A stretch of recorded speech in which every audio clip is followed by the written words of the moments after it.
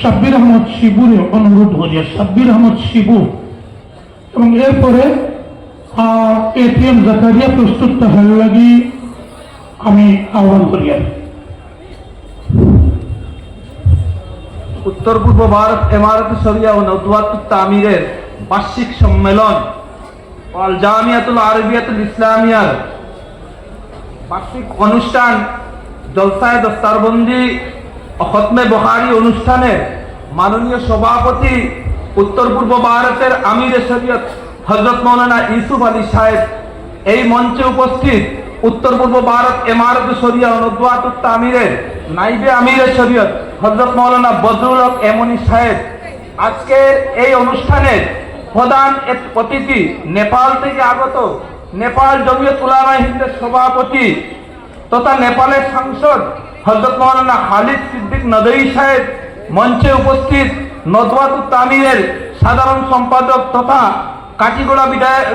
কাটিগড়া সমষ্টির প্রাক্তন বিধায়ক আতাউর রহমান মাজার ভুইয়া সাহেব, এই অনুষ্ঠানে উপস্থিত আল জামিয়াতুল আরবিয়াতুল ইসলামিয়ার সম্পাদক হযরত মাওলানা উসামা মবরুর সাহেব, উপস্থিত আল জামিয়াতুল আরবিয়াতুল ইসলামিয়ার মুহাদ্দিস বৃন্দ, এই মাদ্রাসার ছাত্র, দূর দূরান্ত থেকে আসা নদওয়াতুত তামিরের কর্মকর্তা বৃন্দ, শ্রদ্ধেয় সুধীবৃন্দ, মরহুম আমিরে শরীয়ত মৌলানা আব্দুল জলিল রহমতুল্লাহ আলাইহির প্রচেষ্টায় শুরু হওয়া আজকের এই খতমে বুখারী অনুষ্ঠান উত্তর পূর্বাঞ্চলের এক ঐতিহ্যবাহী ইসলামিক অনুষ্ঠান।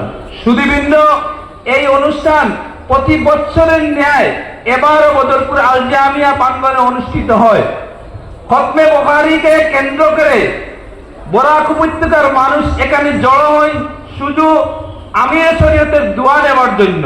সুধীবৃন্দ, আমরা যারা এখানে উপস্থিত হয়েছি,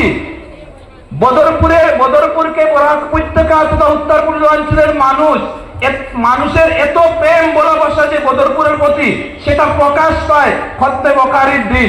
সেই হিসাবে আপনারা যারা দূর দূরান্ত থেকে বুজুর্গগণ এখানে এসেছেন, আমরা বদরপুর বাসী হিসাবে আপনাদের তেমন খেদমত খোঁজ খবর নিতে পারে নাই। এই বদরপুর বাসীর পক্ষ থেকে আমি আপনাদের কাছে দুঃখিত। আপনারা যারা খতমে বুখারী শরীফকে কেন্দ্র করে সাহায্য সহযোগিতা করেন, আমি বদরপুর বাসী ও দেশবাসীর পক্ষ থেকে আপনাদেরকে কৃতজ্ঞতা প্রকাশ করছি।